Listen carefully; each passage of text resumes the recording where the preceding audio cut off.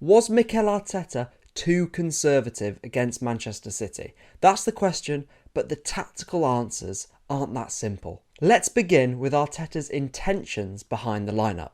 Arsenal had two main ways of bypassing the City press. The first being to wait for Doku's jumps onto Timber, create separation in the man marking of their pivot by Silva and Reinders, with Zubimendi playing the wall pass into the unmarked Merino, who was spilling wide and releasing Madueke. The second, using Calafiori's roaming to pull his marker Foden out of possession, as we see here, opening up that lane into Trossard in this inside pocket.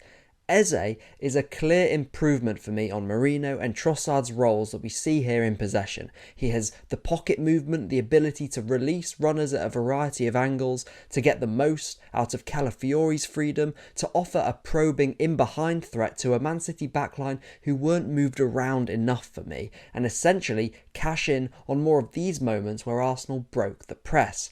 But it's never that cut and dry. The confusion, personally, came from not Merino starting, but Merino and Trossard starting, as opposed to an Eze. Starting with Eze in the Trossard role felt like the best compromise between the solidity and job experience off the ball and maintaining unpredictability and ideas going forward. So, the first half did feel over-cautious, but Arteta's recognition of that at halftime did not. So, there is nuance to the conversation, particularly because I don't track much of a through line between our game at Anfield, where the context and the demands were different, and the game against City, where we initially did miss a real opportunity. Because as the second half showed too, off-ball setups can be tweaked to accommodate. Eze swapped for Merino and played a role we've seen Nwaneri deployed in, sitting on the pivot, Rodri, with Saka, the right wing, jumping instead onto the left centre-back, and the right-back Timber backing up.